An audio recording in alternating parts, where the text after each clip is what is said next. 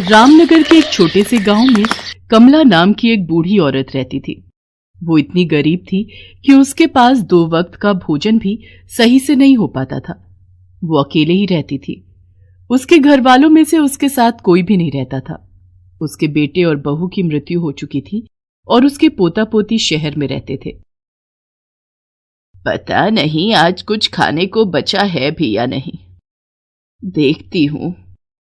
कमला देखती है थोड़ा सा आटा बचा है। कमला उसी आटे से 2 रोटी बनाती है। जब कमला रोटी बनाकर खाने जा रही थी तब उसे एक कौवे की आवाज आती है।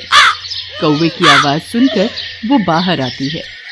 अरे, इसके पैर में तो बहुत गहरी चोट लगी है। ओह हो, बेचारा दर्द से तड़प रहा है। कमला उस कौवे को साथ लेकर आती है और उसके पैर पर दवाई लगा देती है। लगता है ये कौवा भूखा भी है। कमला ने अपने लिए जो 2 रोटी बनाई थी उसमें से वो 1 रोटी उसे दे देती है और वो कौवा रोटी को खा लेता है और फिर वहां से चला जाता है। अगले दिन शाम में वापस उसी वक्त वो कौवा फिर आता है और चिल्लाने लगता है। लगता है फिर वही कौवा आया है। कमला वापस अपनी रोटी में से 1 रोटी दे देती है। कुछ दिनों तक यही चलता है। वो शाम को कमला को आवाज लगाता और कमला अपने में से 1 रोटी उसे खिला दिया करती थी। एक दिन वो कौवा कमला से कहता है, मुझे तुमने कई बार भोजन करवाया है, बताओ तुम्हें क्या चाहिए? जो भी चाहोगी वो मैं तुम्हें दूंगा। मुझे बहुत कुछ नहीं चाहिए, बस इतना चाहिए कि मेरा गुजारा चल जाए और 2 वक्त का भरपेट भोजन मिल पाए। ठीक है, जैसा तुम चाहो। कौवा कमला को उसकी जरूरत की सभी चीजें लाकर दिया करता था। एक दिन गांव में बहुत बड़ी बाढ़ आ जाती है। इस बाढ़ में कमला की झोपड़ी बह जाती है। हे भगवान, ये क्या हो गया? मैं कहाँ रहूंगी, क्या खाऊंगी? कुछ दिनों तक वो कौवा कमला के पास नहीं आता है। लगातार 6 दिनों से कमला भूखी थी। 6 दिन बाद कौवा कमला के पास आता है। जब वो आता है तब वो देखता है कमला की हालत बहुत खराब है। वो चल भी नहीं पा रही है और अब उसका अंतिम समय भी आ गया है। एक राक्षस काला बादल बनकर यहाँ पर बाढ़ ला दिया था ताकि मैं तुमसे ना मिल पाऊं। मैं जहां जहां जाता हूं वो मेरे पीछे पीछे आता है। इसी वजह से मैं तुम्हारे पास नहीं आ पा रहा था। कोई बात नहीं। बताओ तुम्हारी आखिरी इच्छा क्या है? मैं उसे पूरा करूंगा। मैं चाहती हूँ कि तुम मेरे पोता पोती जो शहर में रहते हैं उनको मेरे पास लेकर आओ। मैं उन्हें आखिरी बार गले से लगाना चाहती हूँ। अच्छा, ठीक है। कौवा अपने जादू से देखता है कि वो कहाँ है। कमला के पोता पोती जिस शहर में रहते हैं, कौवा वहां चला जाता है और उनसे कहता है, तुम्हारी दादी की तबीयत बहुत खराब है। वो अपने आखिरी दिन में आ चुकी है। उनकी हालत बहुत खराब हो गई है और वो अपने अंतिम समय में तुम दोनों को देखना चाहती हैं। ये सुनकर कमला के पोता पोती कौवा के साथ आने के लिए मान जाते हैं। कौवा अपने ऊपर दोनों को बिठाकर लाता है। जब वो सभी वहां पहुंचते हैं तब तक कमला की मृत्यु हो चुकी होती है। वो देख सभी बहुत दुखी होते हैं और कमला की ओर देखने लगते हैं। ये नहीं हो सकता, मैं कमला की आखिरी इच्छा पूरी नहीं कर पाया। ये सुनकर कौवा जोर जोर से रोने लगता है। कैसी इच्छा? वो तुम दोनों को आखिरी बार गले से लगाना चाहती थी। हम लोगों ने कभी अपनी दादी से मिलने की कोशिश भी नहीं की, फिर भी वो अपने अंतिम समय में हमें ही याद कर रही थी। कौवे, तुम तो जादुई कौवे हो। तुम्हारे पास कोई ना कोई उपाय जरूर होगा। हमें बस एक बार अपनी दादी से गले लगाकर माफी मांगने दो। मुझे नहीं लगता है, मगर कमला के लिए हर वो कोशिश करूंगा जिससे उसकी अंतिम इच्छा पूरी हो। तो वो उसी वक्त वहां से उड़कर दूर गांव के किनारे अपने बाबा का इंतजार करने लगता है, जिन्होंने उसे ये जादुई शक्तियां दी थी। बाबा, मुझे एक मरे हुए इंसान को कुछ वक्त के लिए वापस लाना है। मेरे लिए ये बहुत ज्यादा जरूरी है। कृपया करके आप मुझे कोई उपाय बताएं। इसके लिए तो बहुत बड़ा बलिदान देना होगा, जिसमें खतरा भी बहुत है। मैं कोई भी खतरा उठाने के लिए तैयार हूं। बाबा, आप बस मुझे उपाय बताइए। तो सुनो, तुम उस इंसान को वापस ला सकते हो, मगर उसके लिए तुम्हें किसी और को उसकी जगह भेजना होगा, और जब तक वो इंसान धरती पर रहेगा उसके बदले कोई और मरा रहेगा। मगर इसमें एक खतरा है, अगर एक पल भी देर हुई तो वो इंसान धरती पर ही रह जाएगा, और उसके बदले जो मरा है वो मरा ही रह जाएगा। कौवा बिना कुछ सोचे कमला के पास जाता है, उसे 1 घंटे के लिए वापस बुलाता है और खुद की जान ले लेता है। जैसे ही कौवा मरता है, कमला जिंदा हो जाती है। कमला उठती है तो अपने सामने अपने पोता पोती को देखकर बहुत खुश हो जाती है। बच्चों, तुम दोनों को मैंने बहुत याद किया। दिन रात बस तुम दोनों के बारे में सोचती थी। हाँ दादी, हमें माफ कर दीजिए। हम कभी आपकी इज्जत नहीं कर पाए और न ही आपके साथ कुछ वक्त बिता पाए। हाँ दादी, हमें माफ कर दीजिए। कोई बात नहीं बच्चों, मैं तुम दोनों से बिल्कुल नाराज नहीं हूँ। कमला उन्हें जी भर कर प्यार करती है कि उन्हें वक्त का पता ही नहीं चलता है और 1 घंटा होने ही वाला होता है। मगर मैं यहाँ कैसे आई? मैं तो मर गई थी ना। अरे हम तो भूल ही गए दादी, वो बेचारा कौवा हमें आपके पास लाया। उसने 1 घंटे के लिए अपनी जान दे दी ताकि आप हमारे पास आ सके और हम आपसे मिल सकें। तब तो बच्चों मुझे जाना होगा, मैं उसकी जान नहीं ले सकती। आखिर उसी की वजह से मेरी ये अंतिम इच्छा पूरी हो सकी है।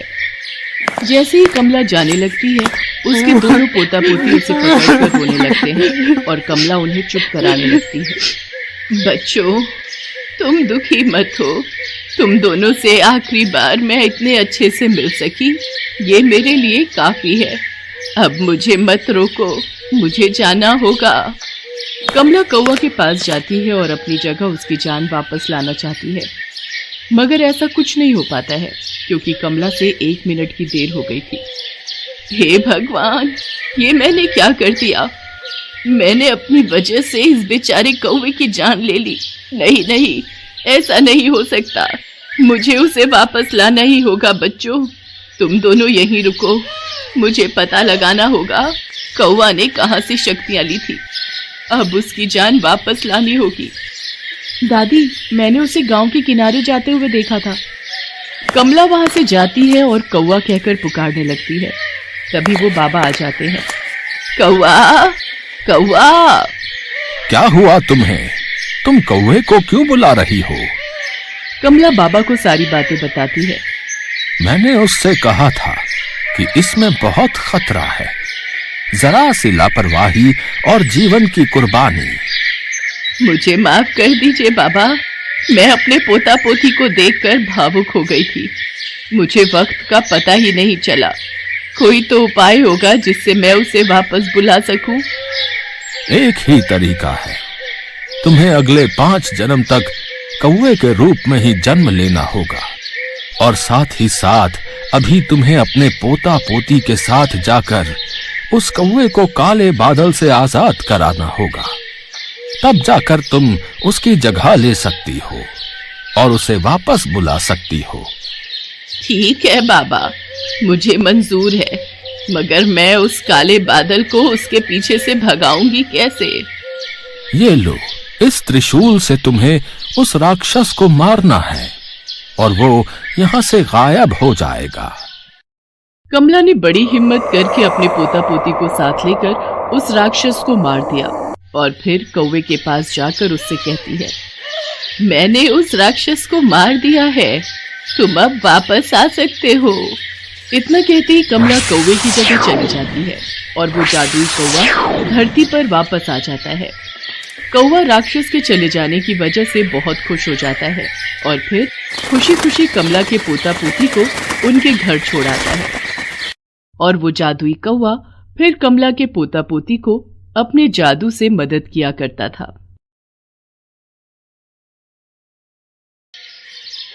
मधुनगर में सोहन नाम का एक लड़का अपनी माँ तुलसी के साथ रहता था। सोहन के पिता नहीं थे, इसलिए सोहन छोटी सी उम्र में ही माँ के साथ काम पर लग गया था।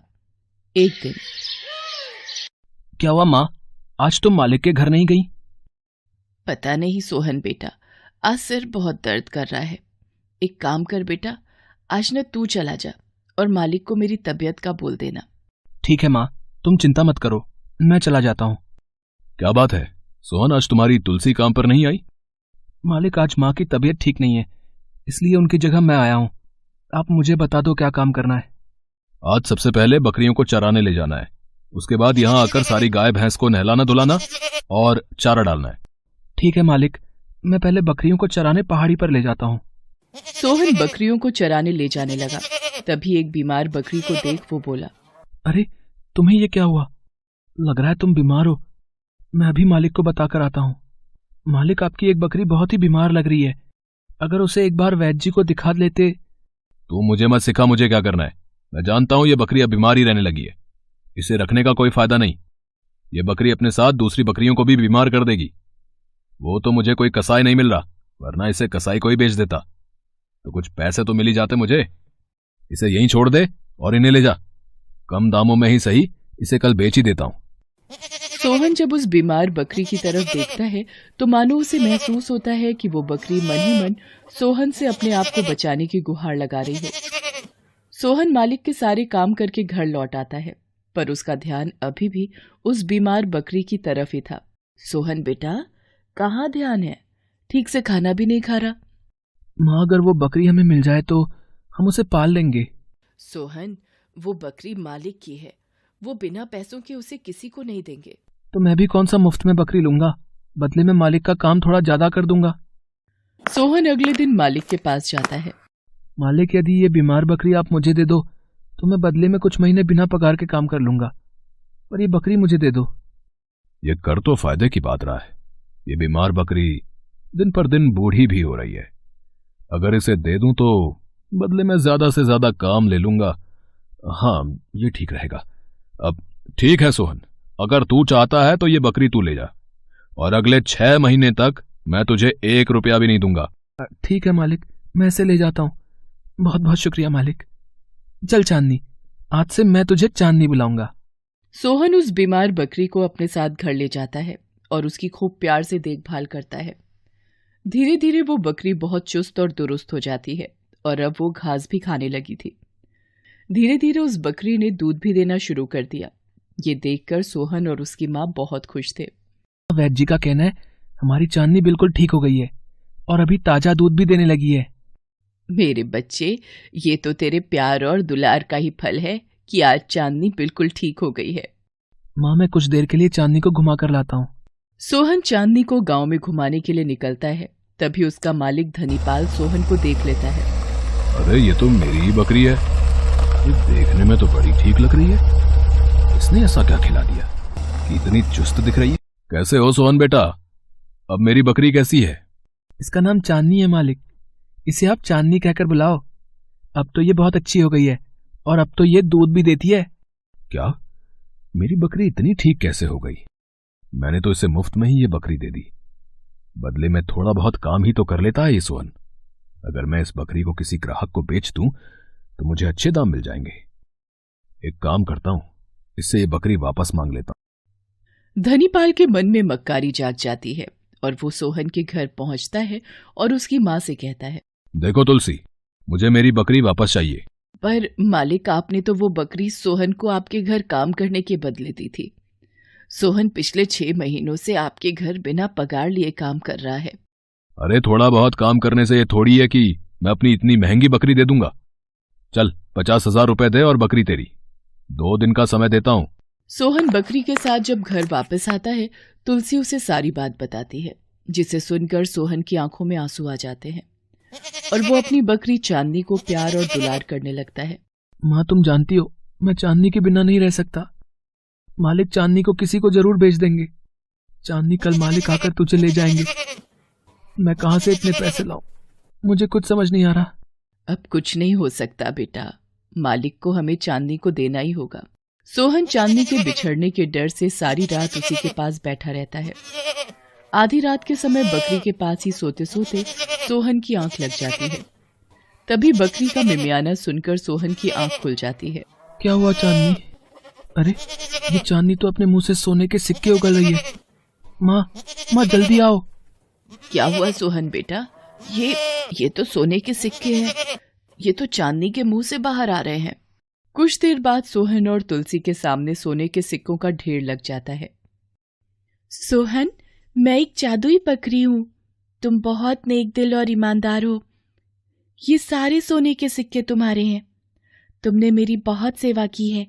ये उसी के फल स्वरूप मैं तुम्हें देती हूँ। अब तुम्हारी सारी परेशानियां दूर हो जाएंगी। चांदनी, अब तुम्हें कहीं जाने की जरूरत नहीं है।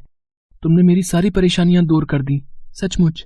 अगले दिन तुलसी धनीपाल को 50,000 रुपए दे देती है। वो हैरानी भरी नजरों से वहां से चला तो जाता है, पर गांव में ये बात आग की तरह फैल जाती है कि जब से सोहन ने उस बकरी को अपने पास रखा है, वो बहुत ही खुशहाल जिंदगी जी रहा है। लोगों को तो अपने दुख से ज्यादा दूसरे लोगों के सुखी होने से ईर्ष्या होती है। भाई मानो ना मानो, धनीपाल जी आपकी बकरी कोई जादुई बकरी है। हाँ, लोग तो ये भी कह रहे हैं कि शायद वो बकरी सोना उगलती है। हाँ, तभी तो आज तुलसी और सोहन इतनी अच्छी जिंदगी जी रहा है। अब तो उनके पास पैसों की भी कोई कमी नहीं है। बड़ा घर भी बनवा लिया है और जमीनें भी खरीद ली हैं। मुझे पता है मुझे कैसे उस बकरी को हथियाना है। धनीपाल अपने आदमियों के साथ सीधा तुलसी के घर जाता है। जाओ उस बकरी को उठा लो, देखता हूँ मुझे इसे ले जाने से कौन रोकता है। मालिक, ऐसा मत करो। हमने आपको बकरी के पूरे 50,000 रुपए दे तो दिए। अब ये बकरी हमारी है। नहीं, मैं अपनी चांदनी को कहीं नहीं ले जाने दूंगा। आप मेरी चांदनी को कहीं नहीं ले जाओगे। छोड़ दो मालिक, चांदनी को छोड़ दो। ऐसे कैसे छोड़ दूं? इसी बकरी की वजह से तुम इतने पैसे वाले बने हो। आज तुम्हारे पास ये जो सब कुछ है, ये मेरी बकरी की वजह से है। मैं अपनी बकरी वापस लेकर ही रहूंगा। अब ये जादुई बकरी मेरे लिए धन उगलेगी। जैसे ही धनीपाल बकरी को जबरदस्ती ले जाने लगता है, वो बकरी धनीपाल के हाथों से उड़ जाती है और एक देवी का रूप लेती है। धनीपाल, तू मुझे कहीं नहीं ले जा सकता। तेरे जैसे लालची को कुछ नहीं हासिल होगा। तू तो मुझे मारना चाहता था। तू तो मुझे कसाई के हाथों बेच रहा था। पर सोहन ने मेरी बहुत देखभाल की। मैं धरती पर मनुष्य की परीक्षा लेने के लिए आई थी और सोहन इस परीक्षा में सफल साबित हुआ। अगर तुम मेरी सेवा करते तो मैं तुम्हें भी ईमानदारी का फल देती। सोहन, अब मैं जा रही हूं। मेरा कार्य यहीं तक था। तुम अपनी मां के साथ हमेशा खुश रहना और मेरा आशीर्वाद सदैव तुम्हारे साथ है। इतना कहकर वो देवी अंतर ध्यान हो गई और धनीपाल अपना सा मुंह लेकर वापस लौट गया। हेलो दोस्तों, कैसे हैं आप सब? हमारी कहानियां देखने के लिए हमारे चैनल को सब्सक्राइब कीजिए और हाँ, बेल आइकॉन पर क्लिक करना मत भूलिएगा।